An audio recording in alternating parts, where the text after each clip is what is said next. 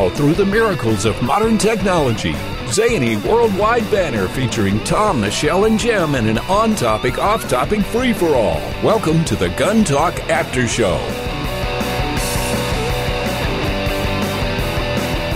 All right, it is the after show where we gather to do this thing that we do. Michelle is here. Hi, Michelle. Hi, Tom. And Jim is here. Hello. I didn't say hi to you. Okay. I can take a hi, Jim, from another show and put it in. Oh, okay. You just edit that in, will you? That's what you're going to do? Okay. You can provide your own greeting. Yes, you can. So there you go. I'm going to go off in the corner and pout now. Jeez. We don't want you to pout. We just want you to go in the corner. Yeah. Or just go. Just go somewhere, please, would you? Jeez. Okay.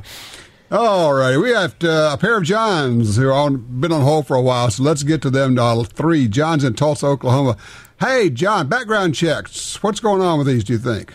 Well, I think that the only reason they keep pushing the background checks, they know full well that they're not going to stop anything. But they zero in on the universal background checks because it sounds reasonable. It sounds like something that a reasonable person would agree to.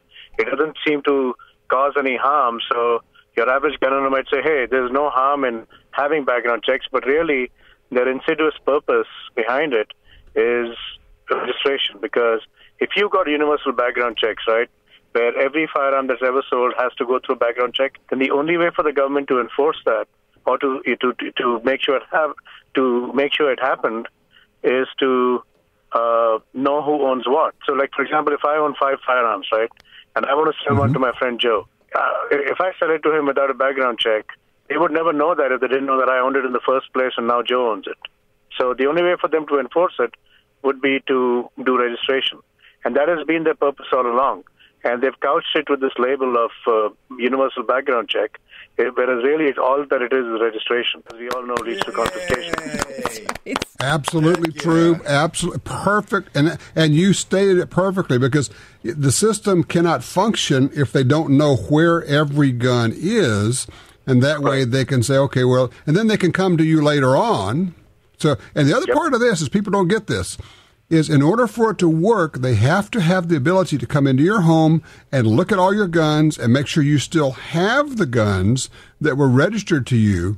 And that way they'll know if you have transferred one to somebody else without them knowing about it. And so, in some countries, the police come in once a year and they look at every one of your guns and they check them, and they have the ability to do that. That has to be done for the quote-unquote universal background checks to work. They have to have not only registration, as you're saying, John, but they also have to be able to do periodic inspections of all of your firearms. Right, exactly. And so it's just a wedge to lead to confiscation. I mean, so that's. I think that needs to be highlighted to everybody again and again, because every time there's a shooting, these guys talk about background checks. That's all they talk about, even though it has no bearing on the subject. It has become their mantra on the left to just bring that up every time.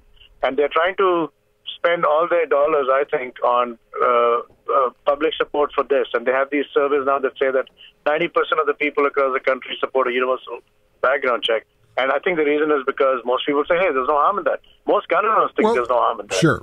Well, they also don't know what it means. They say universal background check, but what I find is that most people are working from the misunderstanding or their incorrect understanding. They think that there is no background check currently.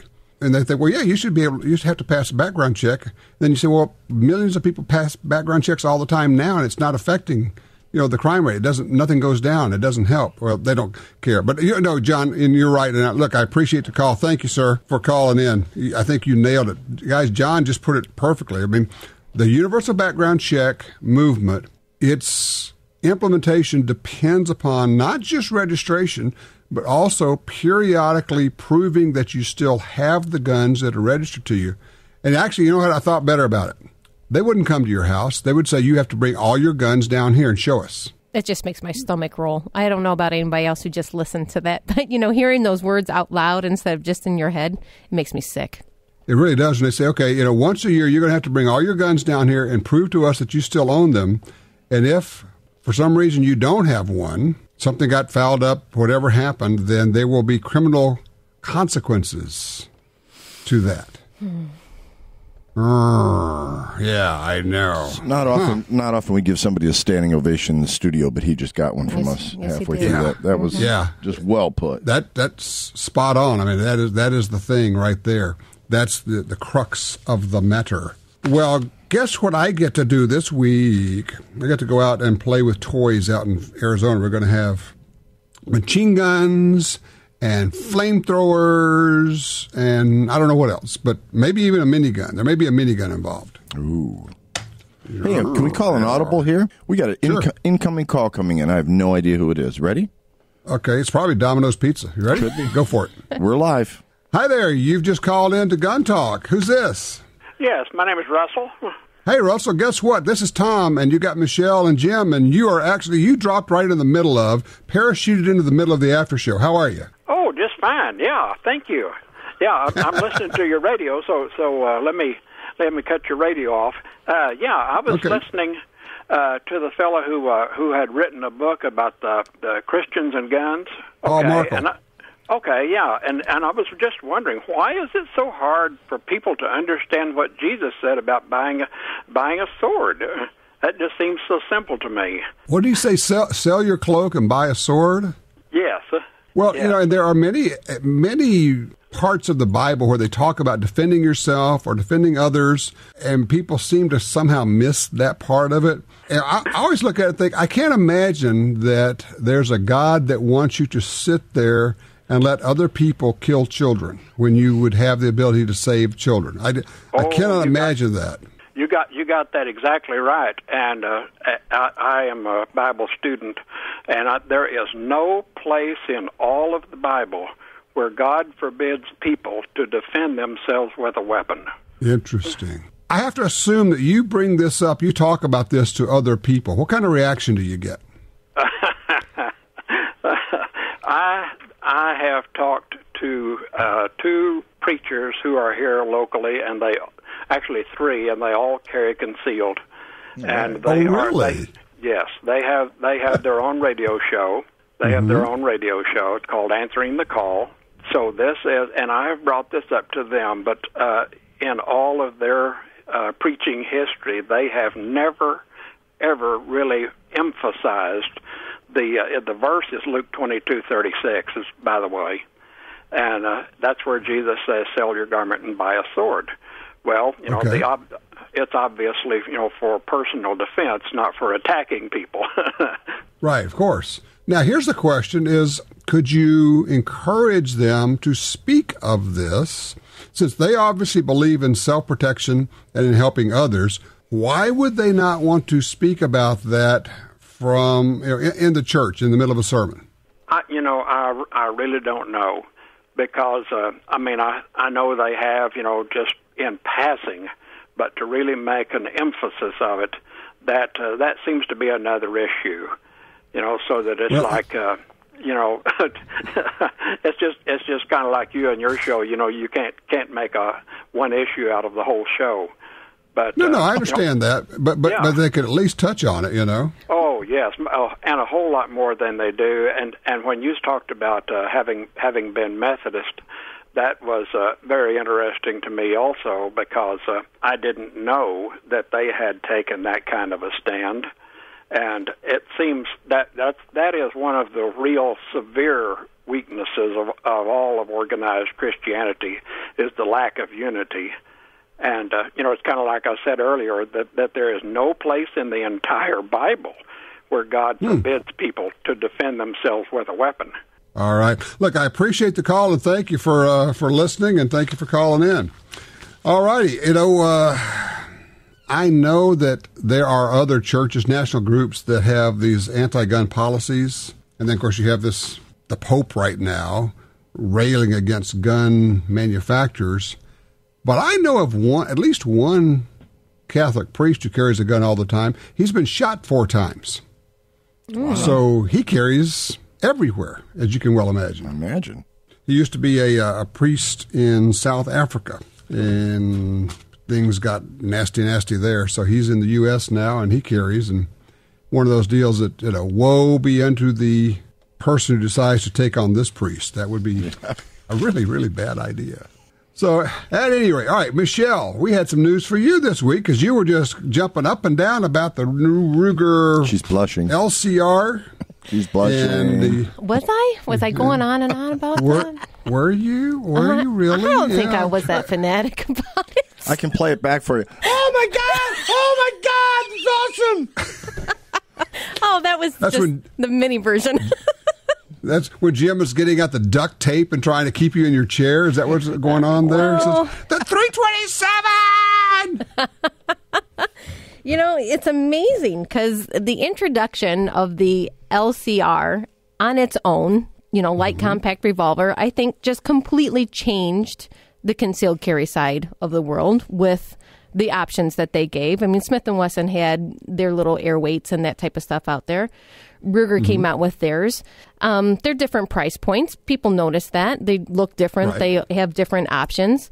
But then you give a powerhouse of a 327 Federal Magnum cartridge to that gun. Wow. Mm-hmm. You get 6 shots instead of 5.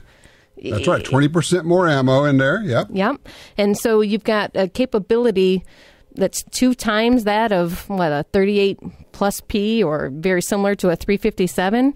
And you want to train for lesser cost. You've got the 32 Smith & Wesson. The Smith & Wesson long. Why would we not do this? Okay, so I have to confess, I took the after show from last week and I sent it to the guys at Ruger. And I said, you have to hear this. And Michelle, after they heard how excited you were about it, they offered, and I said, yeah, I think that'd be okay. So they are going to send you your very own LCR in 327. Yay! I can hardly wait for the FedEx man to show up with my delivery. Man. No, truly, I have a BF at Ruger. I mean, honestly, that is the most awesome thing I can be presented with. It is, what an opportunity. For me to help advance the caliber, to help engage more women, they don't have to shoot a 327 Magnum out of that, but they can. If they train properly, now, it's manageable. What we didn't tell you, there's something else here. We didn't tell you that we're having it modified slightly, and we're having a 14-inch barrel put on it. Yes. Does it have a lever action with it? No, that would be a rifle. 200 feet per second more. Yeah. It's a little bit more difficult to conceal, perhaps, but... Oh, that would be the next thing. Flashbang, perfect holster seriously, for that. Seriously, yeah, don't go there. No. I did, we were talking last week about the Henry repeating arms, and so I sent a note to Anthony over at Henry and asked him about the lever action in 327. He said, yeah, we've gotten a number of requests for that. He says, we're just so busy with everything else. It's not in the plans right now, but you never know. And so, of course, we're sitting here thinking, okay, who else can we go to? Because I agree with you guys. I think a rifle in that caliber, particularly a lever action. I think a lever action is the way to go. What do you think? Oh yeah. I think that's supreme. The 32 Smith & Wesson, that was a black powder cartridge way back when. It's been around for a long time. And my goodness, for small game predators of any sort, wow, what a great gun. Well, you know what? And the 327 with those hard cast bullets that McNett was talking about, if you could get 2,000, 2,100 feet per second, that would be a 100-yard deer cartridge. Oh, yeah. It's awesome. Man. Just a nice little lever action with iron sights and stuff would just be cool. No recoil. Wouldn't it, though? Yeah. No recoil, yeah. No and you recoil. stick those little light loads in there, and you just be having a ball in that thing. So I'm going to start beating the bushes for finding us a lever action maker who might consent to do this. You got to know that everybody has considered it. They've thought about it. Sure. But in the meantime, thanks to Ruger, because that was awesome. That's a great gesture. Truly. There. Absolutely. Yeah, that's a very cool deal. Now, the other thing I'm finding is, I don't know why, but there seems to be a slight but discernible growing interest in 10 millimeter. I mean, not like this week or this month, but I mean ongoing new companies bringing out 10s, 1911 makers chambering for 10s. I think it has a traction like it's not had before. Do you think the hog hunting and that type of, I don't know, just I guess hunting platform in general is changing that? Yes, because it's gotten a lot. Yeah, it's gotten a lot of coverage.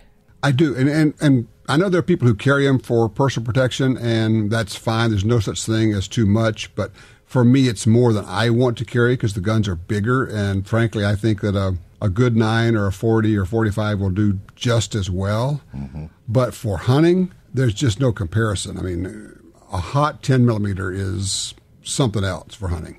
How long has it been since? I don't know. How long has it been since the FBI used their 10s? It's been a long time. More than 20 years. Yeah, late more than 20 years. percent. Because it was, they adopted that after the Miami shootout.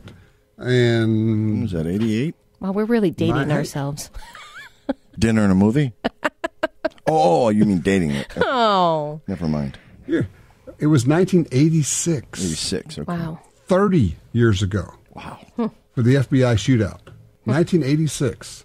So after that, the FBI, of course, they blamed it on the guns not being powerful enough when, in fact, the agents didn't perform the way they should in many cases. And some of them performed heroically and did very well. And the crooks had full body armor and a bunch of other stuff, too, right? I don't know if they had body armor, but they were trained up and they had good guns and they knew what they were doing and they were committed to it. So a lot of training came out of that, and the shootout is analyzed by law enforcement academies. They teach it. But yes, you're right, exactly right, Michelle. That's where the 10 millimeter came from, and they had that for. And I don't know. I'd have to find out how long they issued the 10 millimeters to their agents. But then, for whatever reason, they said too much recoil, and so they backed off. And that's when the Smith & Wesson, the 40 S&W, was created, which is just a 10 millimeter light. It's just a little shorter, a little less powerful. Where's the 357 SIG fall into that scenario? Because that's on a 1911 frame right now, too. It's pretty comparable. Mm-hmm. Yeah, it can be, yeah. Of course, SIG's got them in their 229s and all of that.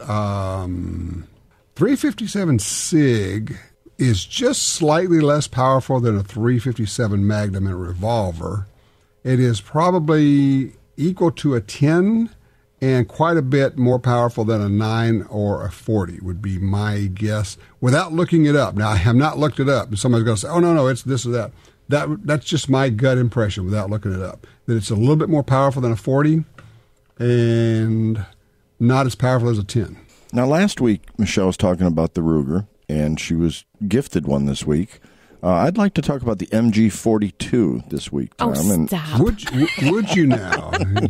Well, how about the 43? Because I think that's pretty cool, too. The Glock 43? Yeah. No, I'm talking about the German machine gun. The German, yeah. Yeah, I know. You went to the I got a buddy who has one. Get down here. You'll have to buy some ammo for it, but get down here. We'll go shoot it. Oh, man, I've shot one once, and it's the coolest thing I've ever shot. They're so fast. The cyclic rate is so fast. I would like to have one mounted on a Jeep or on a roll bar or something. Well, it's funny you should mention that, because one of the things we might pull off this week in Phoenix, if we can put all the pieces together, is we have a Bronco that has been modified. And notice how he's choosing his words slowly. We might be able to stick a minigun on it. Ooh. Jim, minigun, yeah. I'm thinking, Jim's gotten trucks stuck in the mud, and he has some modifications. So I could have shot my way out. Yeah, just with the recoil alone would have pushed you out of that mud. It's a form of rocket propulsion. I like it. For every action, Yeah, and in the meantime, with the tracers on there, you've set the woods on fire. Great. Well, that's just my signaling device to get help in here. So, speaking of that, I think we all need help. Let's take a quick break here, and it'll become time to come back. All right, we'll be back in just a minute.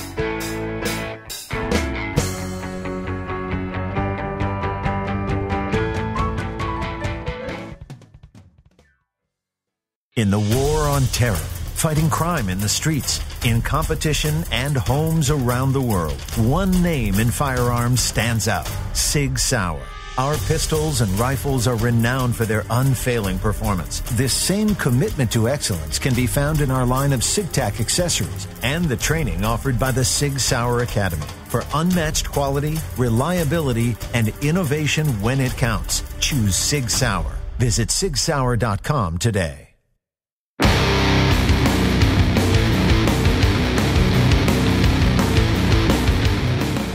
All right, we're back here. It is the after show, and unfortunately, help did not arrive, so So we're still what here. can I tell you guys? We're still here. That's right. Oh my gosh. Man. Oh. So, 10 millimeters are hot. The 6.5 Creedmore, more and more people, when I talk to them, Michelle, are saying, I think I want one of those. And they're not quite sure why yet, but they're reading a lot about it. Are you guys getting any feedback, any discussions of that?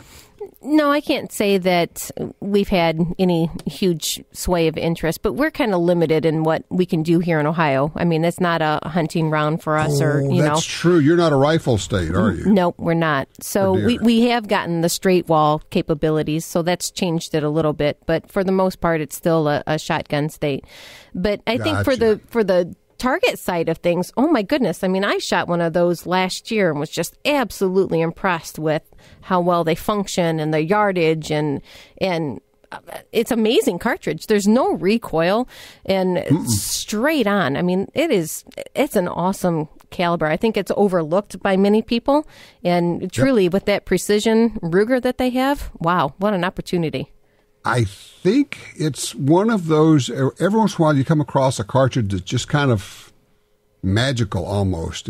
Not a lot of recoil, does what it's supposed to do, performs great. The 6.5 by 55 Swede really did that, and the rest of the world understood that and adopted it. It never caught on in the U.S., and all the 6.5 Creedmore is kind of a modern version of that, if you will. Mm-hmm. But the 6.5 bullets are terrific because they're long and skinny, and you shoot them out there and they never fall down. Well, not quite, but eventually they're still going. They're still going, orbiting the Earth. Wasn't that John Cameron Swayze bit? That's right. Takes a licking and keeps on ticking. That's right. But long range shooting, wow. Yes.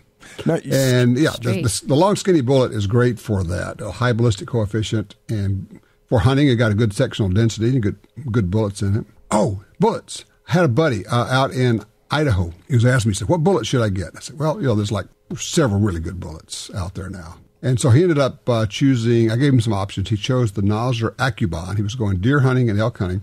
Then he sends me pictures, and he took a 7x7 elk and a 4-point Western count mule deer, and both of them dropped in the tracks out of his 7 mag. So he is just delighted. And there is the power of these modern bullets that perform so well. Man, our ammo is so much better than it used to be. Those are some awesome animals to have, too. Yeah. Well, that's impressive size. Of course, now he is the one, I think I mentioned to you before that he and his buddy were in this old lookout cabin up on top of a hill, and they were trying to stay out of the weather. They're camping out there, and there was a pack rat in there. Did I tell you that story? I think so. And they started shooting. His buddy decided he was going to shoot this pack rat. I mean, this is like a 10 by 10 foot building. He's trying to shoot it with his .243 rifle with a scope in the dark. Yeah. What could go wrong? What could go wrong? Yeah. He sent me a picture of the building. I mean, before they got to it, not just after, before, you could see daylight through the whole thing. It's just like these old boards. Somebody taking a shotgun to it. This thing is so old and decrepit, it might have kept some of the rain and wind out, but not much. So shooting holes in the walls were not going to matter, and they were probably 15 miles from anybody else. But just the things we do, The time I fell into a creek on Raspberry Island, off of Kodiak Island in Alaska, because I was sent out at night to get water from the creek, and fell in, and just one of those deals. You come back and, what took you so long? Oh, I was busy falling in the creek. It's fine now. It's all good. I'm warm. No hypothermia. It's all good. Yeah, everything's good now. I'm back in the cabin. I warm up here, dry these. Pardon me while I take these clothes off and hang them up to dry. What happened to you? Oh, it's just a real quick flash rain. Yeah. And of course, when you're around there, you always take your rifle with you because there are Kodiak bears everywhere. Mm-hmm. So that was fun. We were hunting Sika black-tailed deer on the island, bow hunting, and did not get one of those. So finally, after the plane couldn't pick us up because the weather came up and we were stranded there, finally shot one with a rifle, which was legal. So we ate deer, but I shot it with a .375 H&H, Michelle. Speaking It's like of legal, 90-pound deer.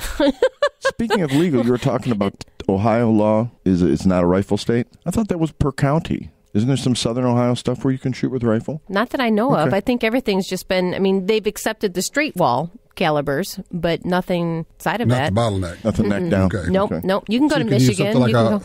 4570 or something like that. Exactly. You could use. Yeah. Okay. All Yeah. right. Yep. So, which has obviously increased the interest in some of these lever action guns as well. You know, the Sure. Henrys and the Marlins, if we can get them, are huge interest points for people. Yeah, and put a nice scope on them, and whew, I plan on taking a 327 lever action out next year.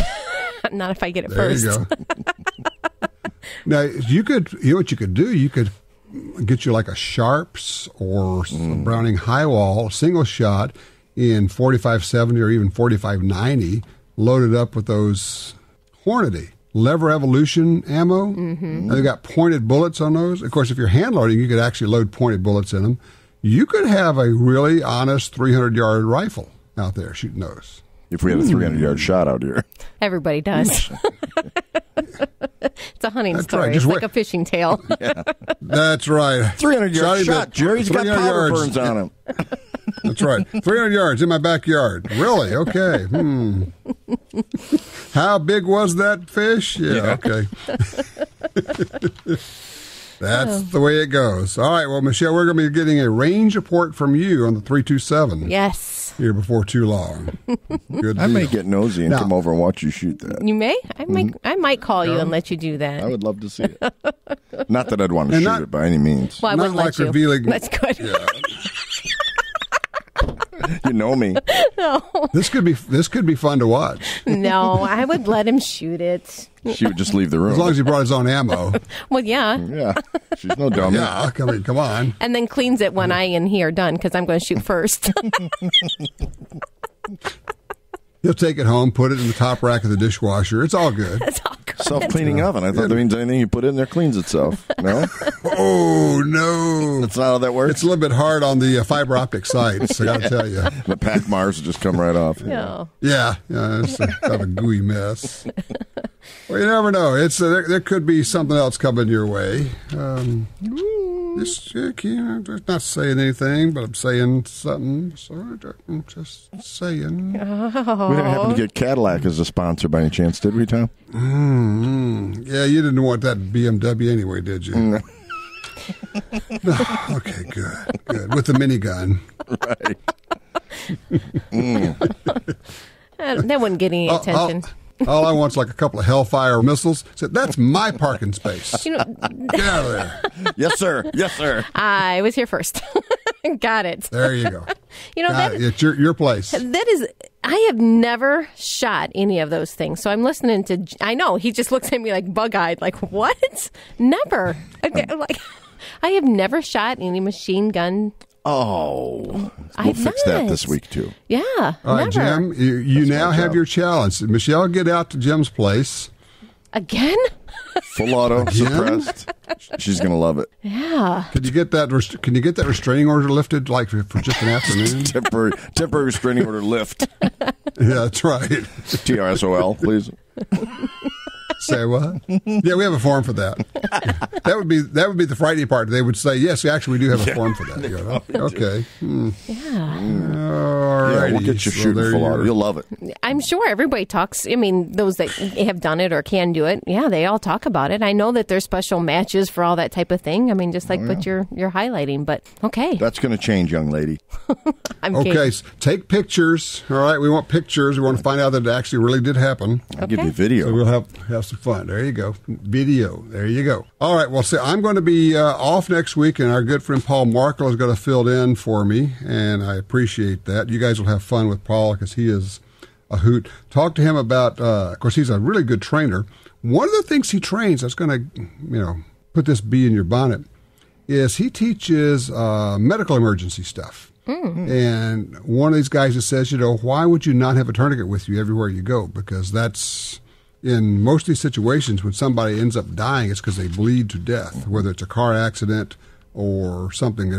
So I know a lot of these guys now, they just have tourniquets with them everywhere they go. Kind of interesting. You might bring it up in the after show, just kind of see what his thoughts are. Yeah, he'd probably appreciate the vest that we're wearing to train with as well. Let's get his take on that. Talk to him about that. Absolutely. You bet. Because, like I say, he's been a Marine and a cop and a trainer and he's got the experience and the background, so he'll be a good one for you. Cool. In the meantime, I will be sweltering out in Arizona, 102 degrees.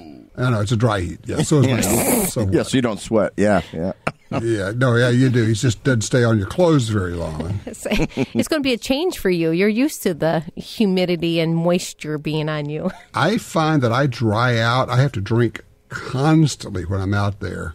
And if they don't, boy, I get the woozies. Oh, yeah. You just get really dehydrated. Mm-hmm. So then it's really fun to drive. Great. What have you had to drink today? Not a dadgum thing. Just a bunch of water. And yet not enough. That's right. So there it is. While you're writing my ticket, do you mind if I run in those bushes there real quick, officer?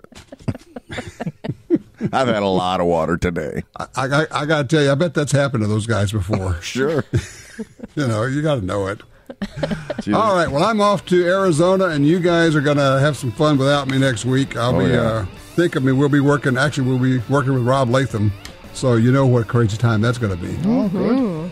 So that's why you're taking off. You need a sanity week to recover from Rob. That's it, exactly. So there you are. Tell him we said hi.